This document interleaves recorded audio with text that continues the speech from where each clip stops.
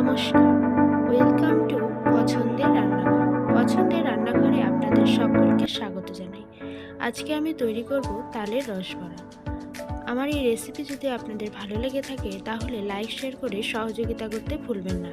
আর নিত্য নতুন রেসিপির আপডেট পাওয়ার জন্য চ্যানেলটিকে সাবস্ক্রাইব করে দেবেন। সবার প্রথমে আমি একটি তাল ধুয়ে নিলাম। এখন আমি উপরের অংশটা ছাড়িয়ে নিচ্ছি।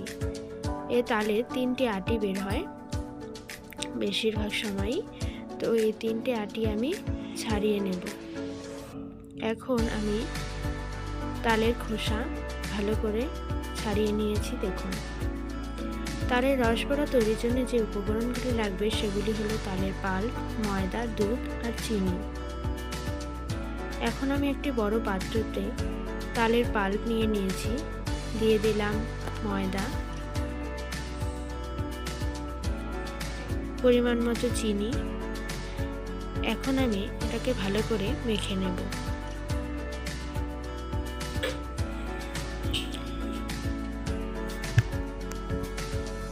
এখন দুধ দিয়ে দিলাম। দুধ দেওয়ার পরে ভালো করে মেখে নিতে হবে।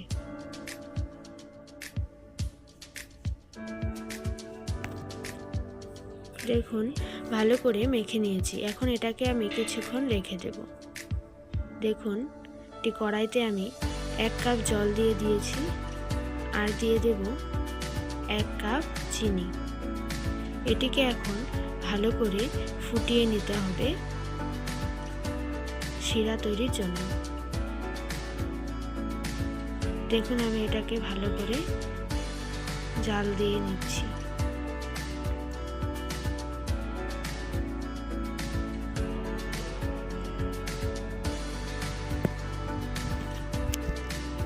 দেখুন, শিরা তৈরি হয়ে গেছে। এখন আমি একটি পাত্রে ঢেলে নেব।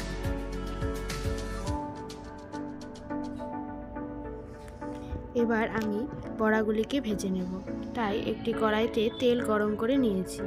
এবার আমি বড়াগুলো কড়াইতে দিয়ে দিচ্ছি।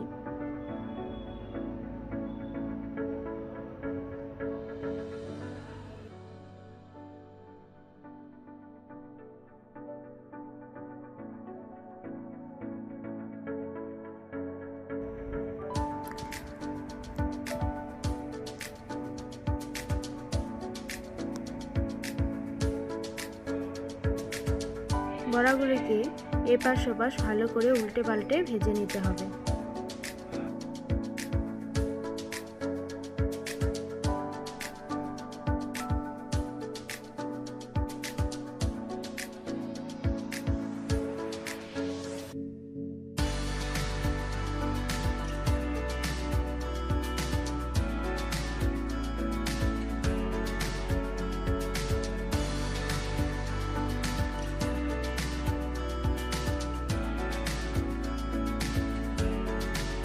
দেখুন, বড়াগুলো ভালো করে লাল লাল করে ভেজে নিয়েছি।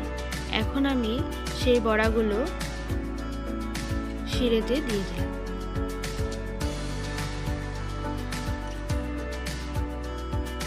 এগুলিকে ভালো করে উল্টে পাল্টে শিরার মধ্যে রেখে দিতে হবে।